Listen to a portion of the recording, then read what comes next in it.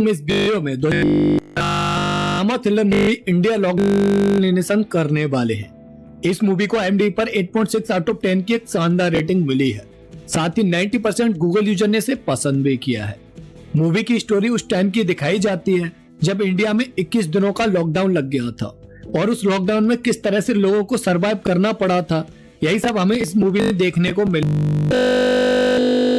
जरूर देखना। साथ ही चैनल को सब्सक्राइब करके वीडियो को लाइक भी कर देना।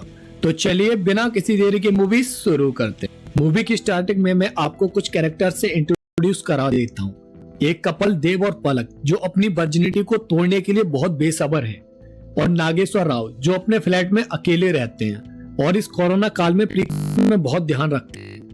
नेक्स्ट एक वर्कर माधव और उसकी फैमिली। माधव ठेला लगाता है और उसकी वाइफ फूलमती नागेश्वर राव के फ्लैट में मेड का काम करती है। और एक प्रोस्टिट्यूट मेहरुनिसा जो अपने गांव से कहकर आई थी कि वो एक हॉस्पिटल में जॉब करेगी, पर मुंबई की भागदौड़ में वो यहाँ पर एक प्रोस्टिट्यूट बनकर रह गई थी। अब नेक्स्ट सीन में मेहरू अपनी फ्रेंड के साथ बस में कहीं जा रही होती है। तभी उसके पीछे खड़ा हुआ एक बूढ़ा आदमी उसके बम पर हाथ मारकर नीचे उतर जाता है। यह देखकर मेहरू उसके पीछे जाती है और उससे पूछती है कि उसने उसके बम पर हाथ क्यों मारा। यह सुनकर बुढ़ा डर की वजह से वहां से भाग जाता है। उधर नागेश्वर अपनी बेटी के बच्चे के लिए कपड़े ले रहे होते हैं क्योंकि रिसेंटली में उनकी बेटी प्रेग्नेंट थी और कुछ दिन बाद वो उससे मिलने के लिए हैदराबाद जाने वाले थे। तभी वहां पर उन्हें मिस्टर घोसला मिल जाते हैं जो नागेश्वर से कहते हैं कि कोरोना वोरोना कुछ भी नहीं होता है, ये तो बस चाइना वाले कुछ भी खा लेते हैं, इसलिए उनके देश में बीमारी फैलती रहती है। दरअसल वो कोई भी प्रिकॉशंस यूज नहीं करते थे, यहाँ तक कि वो मास्क का यूज भी नहीं करते थे। उन्हें ऐसा बस एक अफवाह लगती थी। अब नेक्स्ट सीन में हम देव और पलक को देख पाते हैं जो बीच एरिया में एक दूसरे को किस कर रहे होते हैं। वो दोनों अभी तक वर्जिन थे और अब वो अपनी वर्जिनिटी को तोड़ना चाहते थे। इसलिए देव प्लान बनाता है कि नेक्स्ट वीक उसके अंकल आउट ऑफ सिटी जा रहे हैं और तब वो ही उनके फ्लैट को यूज करेगा, इसीलिए वो उसी फ्लैट पर आ जाए। वहां पर वो दोनों इंटीमेट होकर अपनी इस वर्जिनिटी को तोड़ लेंगे। उधर माधव और उसकी वाइफ मार्केट में होते हैं जहाँ पर फूलमती अपनी चप्पल को सिलवाने के लिए आई हुई होती है, पर शॉपकीपर उसे पैसे में एक न्यू चप्पल लेने के लिए कहता है क्योंकि उसकी पुरानी चप्पल सिल-सिलकर मौत के करीब पहुंच चुकी थी। इसीलिए माधव के कहने पर वो 70 रुपए में वो न्यू चप्पल ले लेती है। यहाँ पर हमें पता चलता है कि माधव अपनी गरीबी में किस तरह से इन हालातों से गुजर रहा था। दूसरी तरफ एक बंदा गबरू मेहरू के साथ सेक्स कर रहा होता है और वो उसी सेक्स करने के पैसे भी नहीं देता था। दरअसल गबरू मेहरू के गांव का ही था और उसका था कि वो अपनी माँ से झूठ बोलकर यहाँ पर लोगों को अलग ही सर्विस दे रही है और इसी बात पाने के लिए वो हर टाइम मेहरू ब्लैकमेल करके उसकी बजाता रहता था।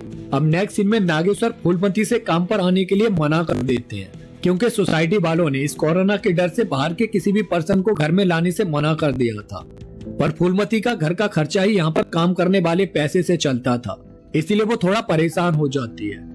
इस पर नागेश्वर उसे 2 मंथ की एडवांस सैलरी दे देते हैं और उधर माधव का ठेला भी चल नहीं रहा होता है क्योंकि इस कोरोना की वजह से लोगों ने बाहर का खाना अवॉइड कर दिया था। ऊपर से कर्ज वाले उसके सर पर नाचते रहते थे। इस पर माधव उनसे हाथ जोड़कर थोड़ा और टाइम मांग लेता है उनका पैसा लौटाने के लिए। उसके बाद नेक्स्ट सीन में हम सोसाइटी में एक और लड़की मून को देख पाते हैं जो कि पायलट होती है और वो सिक्योरिटी गार्ड पर गुस्सा हो रही होती है क्योंकि देव के अंकल अपनी कार को उसकी पार्किंग में लगाकर चले गए थे।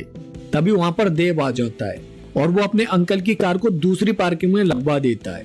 इससे मून और देव के बीच दोस्ती हो जाती है क्योंकि देव काफी साई नेचर का बंदा था, इसलिए मून को वो पसंद आता है। अब लोगों की स्मूथ चलने वाली लाइफ में अचानक से एक बॉम्ब फट जाता है और न्यूज पर खबर आती है कि इंडिया में 21 दिनों तक लॉकडाउन लग रहा है। यह खबर सुनने के बाद से सारे लोग पैनिक हो जाते हैं। मेहरू का डीलर टीपू आकर उसे इस बात की खबर देता है और ये सुनकर वो भी सैड हो जाती है क्योंकि उसका धंधा इस लॉकडाउन में चलना बहुत ही मुश्किल था। उधर पलक आज देव के फ्लैट पर जाने के लिए रेडी हो रही होती है, पर तभी उसे अपनी माँ से पता चलता है कि इंडिया में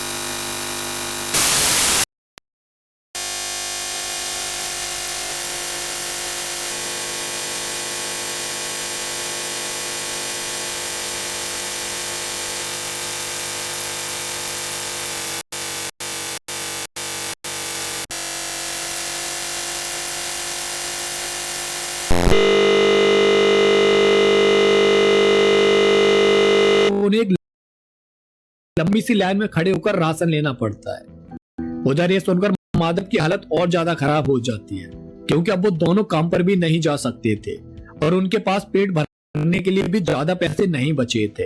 पर उन्हें उम्मीद थी कि 21 दिन का लॉकडाउन हटने के बाद सब ठीक हो जाएगा, तब तक वो कैसे भी मैनेज कर लेंगे।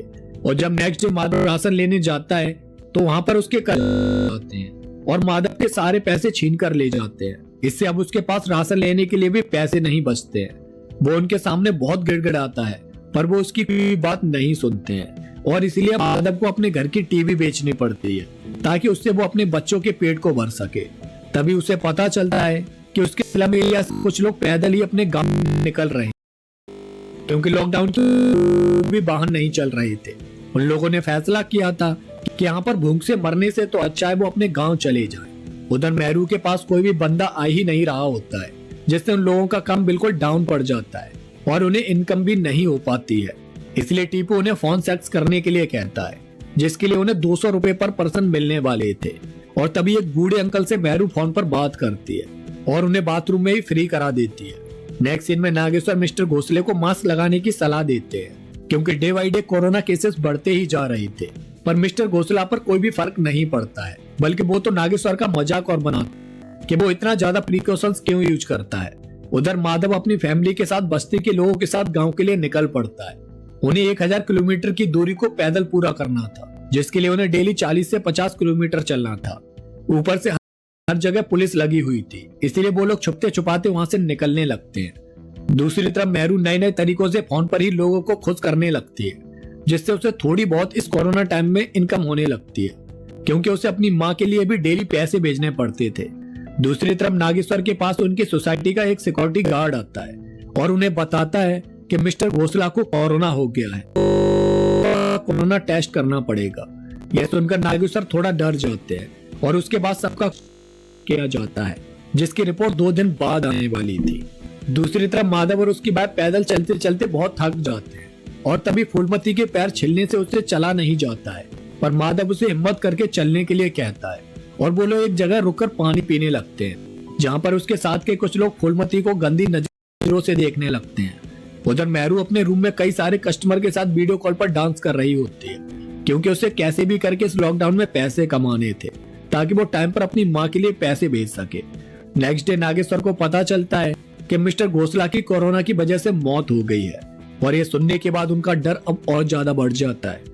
उधर पलक अपनी फ्रेंड से मिलने का बहाना करके देव से मिलने के लिए जा रही होती है, पर तभी उसके डैड वहां पर आ जाते हैं और वो उसे बाहर जाने से मना कर देते हैं, क्योंकि बाहर पुलिस लाठियां फेंककर लोगों की सुझा रही होती है। और दूसरी तरफ माधव को एक ठेला गाड़ी मिल जाती है, जिसे वो लेकर अपने सारे सामान को उस पर रख लेता है, जिसके बाद उसके कंधों को थोड़ा आराम मिल जाता है। अब काफी देर चलने के बाद रात हो जाती है और वो सारे लोग एक खाली होटल के बाहर सो जाते हैं, जहाँ पर एक बूढ़ा आदमी प्रेम किशोर फूलमती को सोते हुए गंदी नजरों से ताक रहा होता है।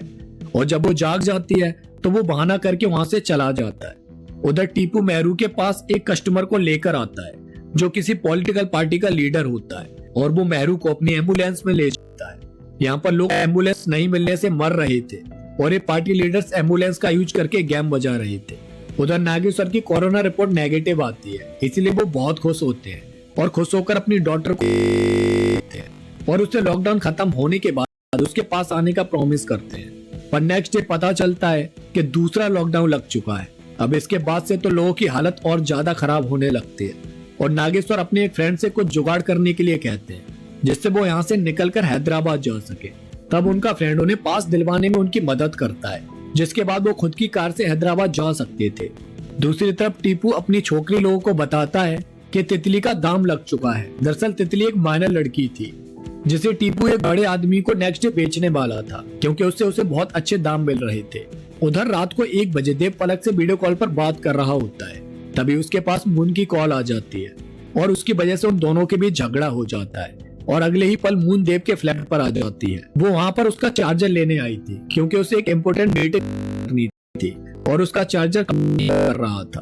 अब नेक्स्ट सीन में माधव की बेटी को बाथरूम लगता है, इसलिए वो साइड में उसे बाथरूम कराने के लिए लेकर जाता है।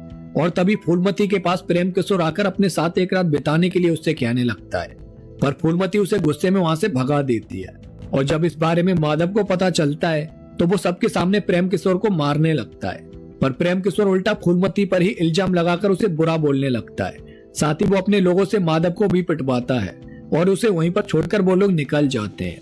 इसीलिए वो बेचारे अकेले ही गांव के लिए अब निकल पड़ते हैं, जहां रास्ते में उन्हें बहुत तेज भूख लगती है, पर उनके पास कुछ भी खाने के लिए नहीं होता है। तभी उन्हें एक आदमी के पास कुछ सड़े हुए केले मिल जाते हैं और वो लोग मजबूरी में भूख शांत करने की कोशिश करते हैं। उधर नागेश्वर भी अपना खाने का सामान लेकर अपनी कार से हैदराबाद के लिए निकल पड़ते हैं, जहां वो रात को एक पेट्रोल पंप पर रुकते हैं और वो वहां पर अपनी डॉटर को बताते नहीं है कि वो उसके पास आ रहे हैं, क्योंकि वो उसे सरप्राइज देना चाहते थे। दूसरी तरफ चोल में सारी लड़कियों से पीने के लिए चंदा इकट्ठा किया जा रहा होता है और जब मेहरू अपने पर्स में से पैसे निकालने जाती है तो वहां पर उसका पर्स चोरी हो चुका होता है। इसीलिए मेहरू रोने लगती है, क्योंकि उसमें उसकी अब तक की सारी कमाई थी। उधर देव मून के फ्लैट पर पार्टी के लिए जाता है, जहाँ पर वो दोनों साथ में वाइन पीते हैं और डांस करने लगते हैं और उसी में वो दोनों एक दूसरे के साथ इतना खो जाते हैं कि एक दूसरे को किस करने लगते हैं। पर तभी देव को ये सब गलत लगता है और वो वहां से दूसरी अपना सामान लेकर भागने वाली होती है। तभी मेहरू उसे देख लेती है और उसके पास मेहरू का पर्स भी होता है। वो नहीं चाहती थी कि उसे बेचा जाए और वो मेहरू की तरह वहां पर रहकर प्रोस्टिट्यूट का काम करे, इसलिए मेहरू उसे अपने गांव भेजने का फैसला लेती है और नेक्स्ट डे गबरू के साथ वो उसे छुपके से गांव भेज देती है ताकि वो वहां पर इस गंदगी से दूर रह सके। दूसरी तरफ मून देव के पास आती है और रात जो कुछ भी उनके बीच हुआ था उसके लिए वो माफी मांगती है। तभी वहां पर देव की गर्लफ्रेंड पलक आ जाती है और उसे देखकर मून साइड में छुप जाती है। उसके बाद जैसे ही देव गेट ओपन करता है, पलक उसे लेकर बेडरूम में चली जाती है और फिर फाइनली वो दोनों अपनी वर्जिनिटी को तोड़कर परम आनंद की प्राप्ति करते हैं। उधर काफी देर चलने के बाद माधव और उसकी फैमिली को भूख लगती है और माधव उसके लिए कुछ खाना ढूंढने जाता है और थोड़ी देर बाद वो बहुत सारा खाना लेकर लौटता है। इस पर फूलमती उससे पूछती है कि उसे इतना सारा खाना कहां से मिला। तब माधव रोते हुए उसे बताता है कि जब वो खाना लेने गया था तो उसने एक आदमी को कार से जाते हुए देखा था और वो आदमी और कोई नहीं नागेश्वर ही थे। माधव ने उन्हें रोकने की कोशिश की और जब वो नहीं रोके तो उसने एक पत्थर उठाकर उनकी कार के शीशे पर दे मारा, जिससे उनकी कार डिसबैलेंस हो गई और उनका एक्सीडेंट हो गया। डर की वजह से माधव उनका खाना लेकर भाग आया। यह सुनकर फूलमती उससे गुस्सा हो जाती है और कुछ भी नहीं खाती है। उधर एक्सीडेंट स्पॉट पर एम्बुलेंस पहुंच जाती है और नागेश्वर को बचा लिया जाता है और तभी माधव को एक ट्रक मिल जाता है जिसमें वो पैसे देकर अपने गांव तक का सफर पूरा करते हैं। ये पैसे उसने नागेश्वर से ही चाहिए थे और इसी के साथ इस मूवी की भी एंडिंग हो जाती है। तो दोस्तों, आपको ये मूवी कैसी लगी कमेंट करके जरूर बताना। उस लॉकडाउन के टाइम लोगों ने इससे भी कहीं ज्यादा परेशानियों का सामना किया था, जो शायद शब्दों में बयां कर पाना बहुत ही मुश्किल होगा। वो टाइम सभी के लिए बहुत ही क्रिटिकल